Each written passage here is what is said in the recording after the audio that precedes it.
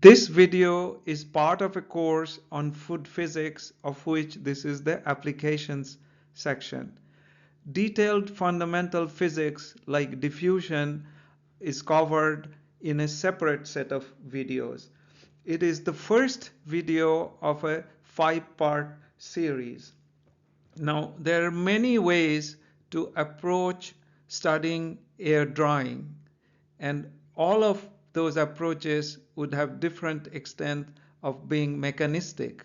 So we have picked 3 of these mechanistic approaches that we'll describe in 3 separate videos. The first video, though, will introduce the big picture and the contents of the series and also provide an overview. So what would we be able to do when we're done with this series of videos? Not just this one, but the entire series. First, we should be able to explain the physics of drying, including drying rates, moisture profiles, and shrinkage. Then we should be able to evaluate the 3 common approaches to studying the physics of drying, from more complex to the simplest. Then we should be able to identify the controlling parameters, what controls the drying processes, and that would be useful for designing drying processes. And finally, we would be able to extend our understanding of drying to other drying-like processes. So why dry? We dry primarily for 2 reasons. One is to help it to store longer, and the other is to reduce the bulk weight. As we reduce the moisture level, then uh, things like enzyme activity, mold growth, yeast growth, or the bacterial growth, they all reduce with moisture. But it is not so much as the moisture content itself, but a related quantity called water activity. So let's look into it in a little more detail.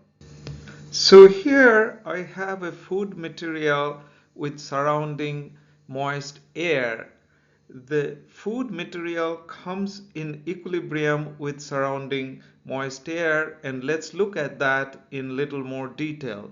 So this is the food material surface, and there is water vapor in air which has energy, and every so often one of them would get into the food material.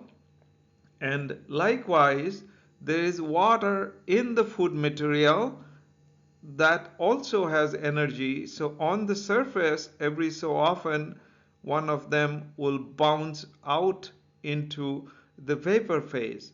So this going in and coming out can lead to a dynamic equilibrium, and it does. So water activity is when this dynamic equilibrium is reached, it's the amount of vapor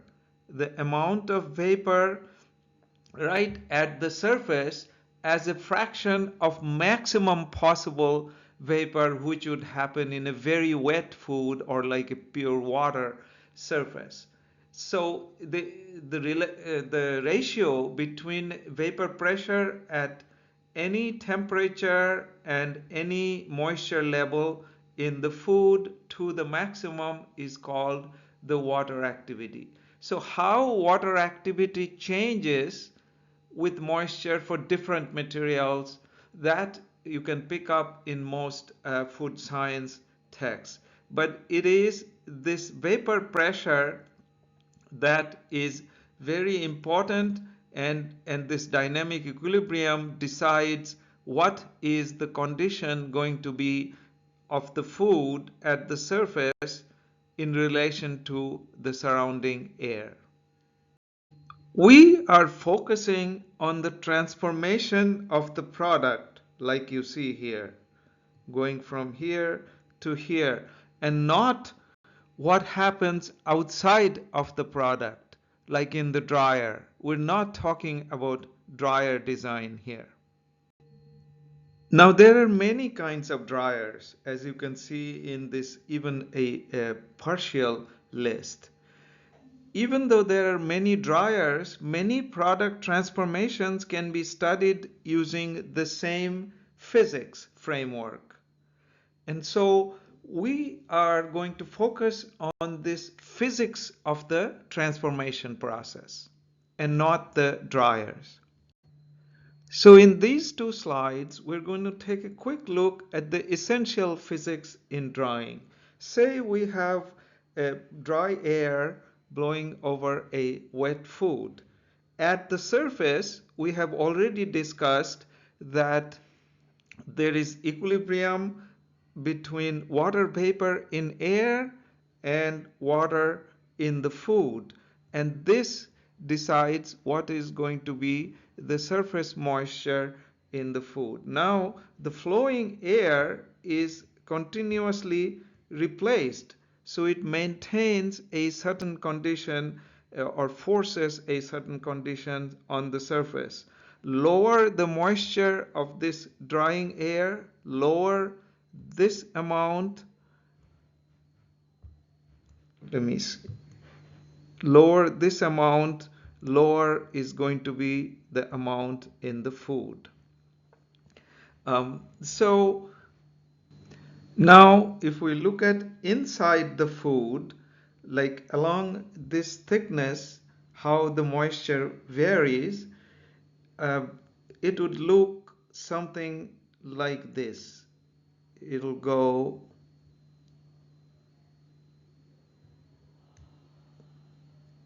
okay. I'll change color so it's seen more easily, and so it'll be lower on the surfaces and higher inside.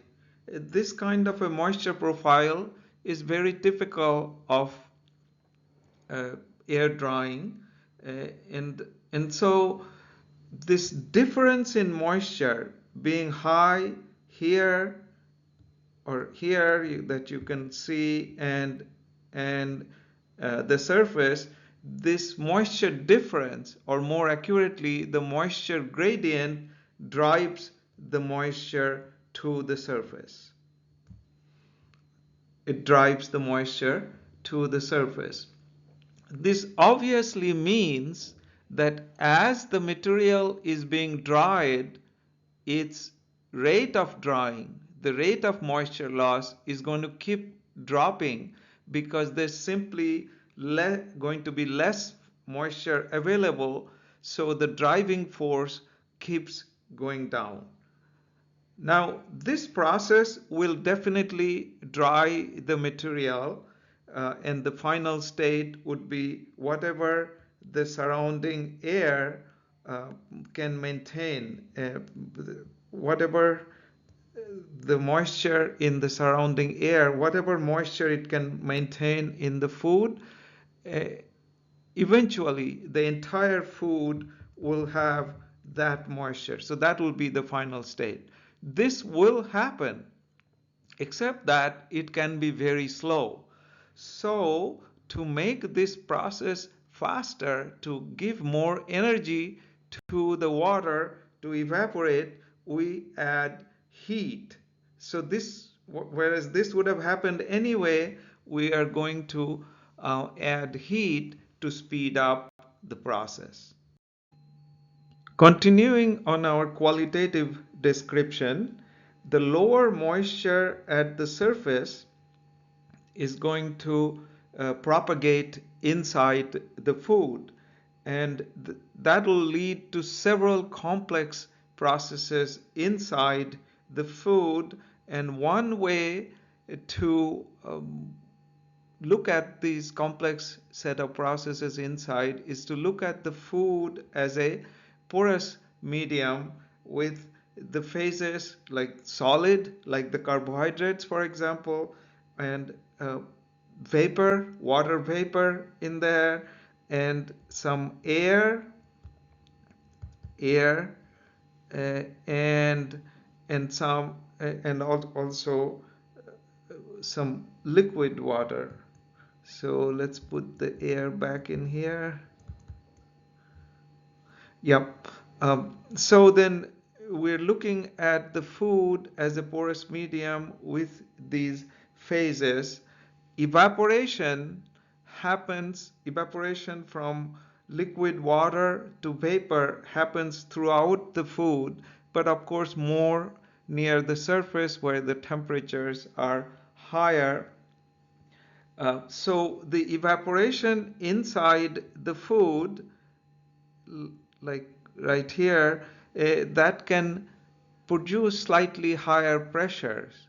But this rate of evaporation in just simple air drying is expected to be low enough that we are ignoring this additional pressure development inside. So the liquid water can move by capillarity or by the pressure that I just mentioned. But the pressure again is small in just regular air drying, and so we're going to ignore this pressure driven part of the flow. And as the water evaporates, it generates vapor like this one, and the vapor diffuses through the pore spaces. So vapor would move by molecular diffusion, but it can also move by the pressure driven flow. But again, we said the pressures are going to be small, and we would end up ignoring for this particular set of videos, which is on air drying. So we are ignoring the pressure driven flow. Of course, there is heat conduction in the solid phase, in the liquid phase, in vapor, and in air. And also there is the flow, all the movement, like the capillarity for water, for example, that will also carry energy. And by the way, air also moves inside just like vapor, so it will be by the molecular diffusion.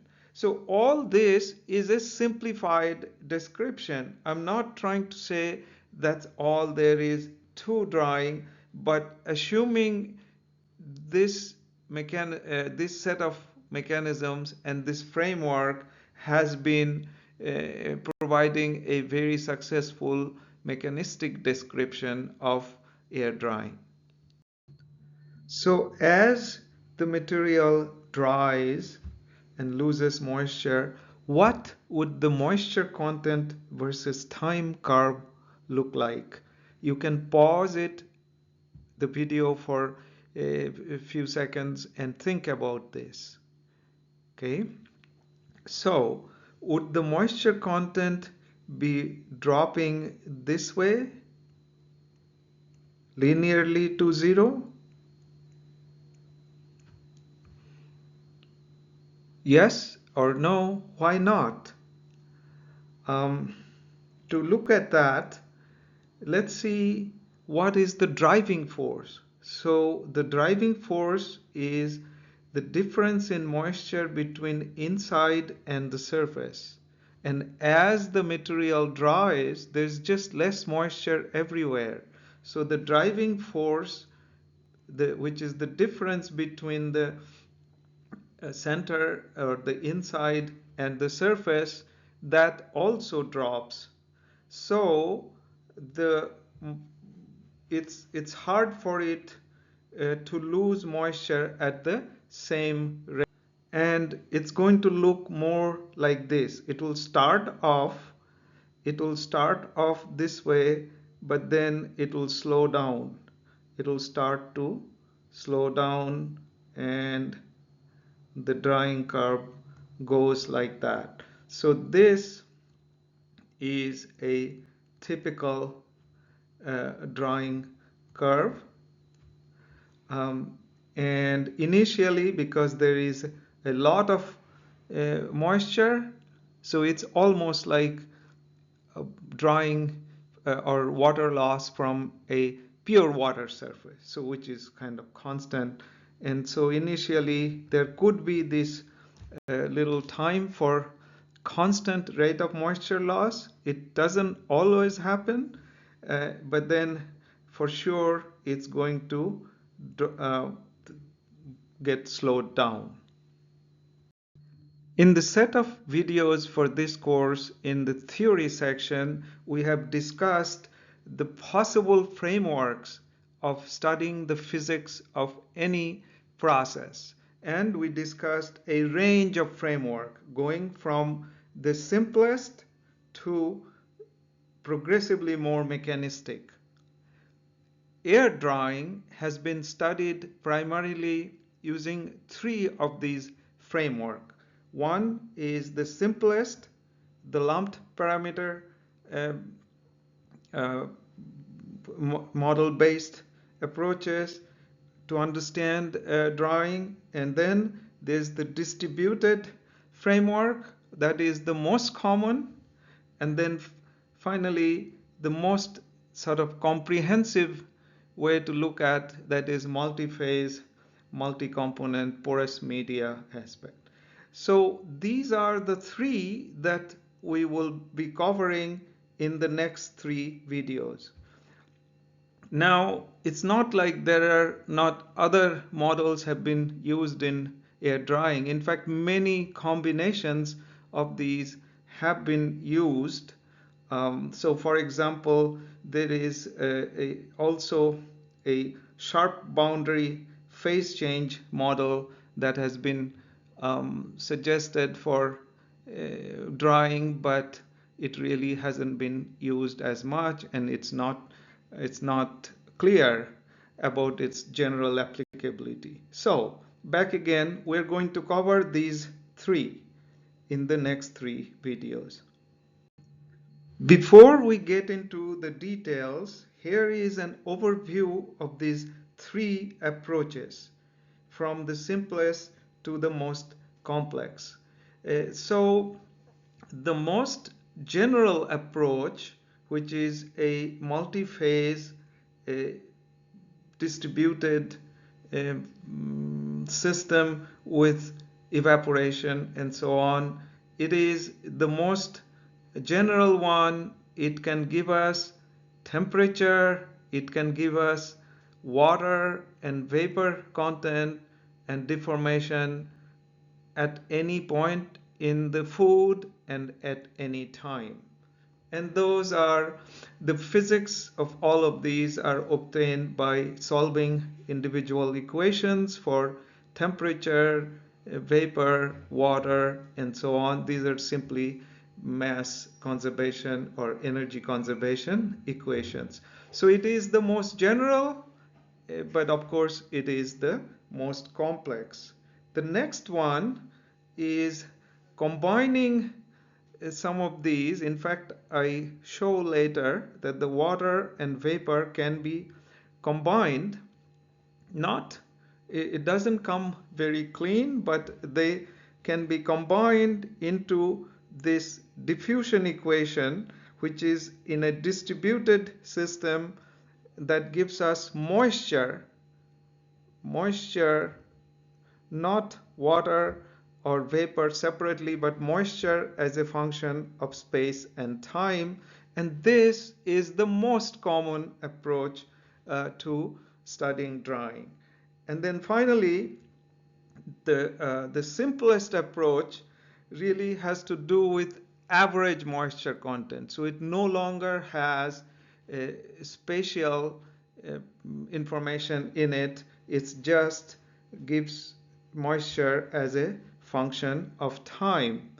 So instead of going that we normally do from simplest to the most complex this way, instead of that, the videos are organized going from the most complex to the simplest. And the reason for that is the most general one shows what really is going on, and then we can clearly see what things we ignore to get to the simpler and more simpler situation. So the question is, which one of these frameworks would you choose? They all have their pros and cons, right? The more general one is more complex, but it also gives us more information. So I would like you to pause the video and ponder for a moment the pros and cons of choosing any one approach. To finish up then, we will have 3 videos starting from the most general formulation to the simplest, followed by the 5th video in this series, that is the summary of everything.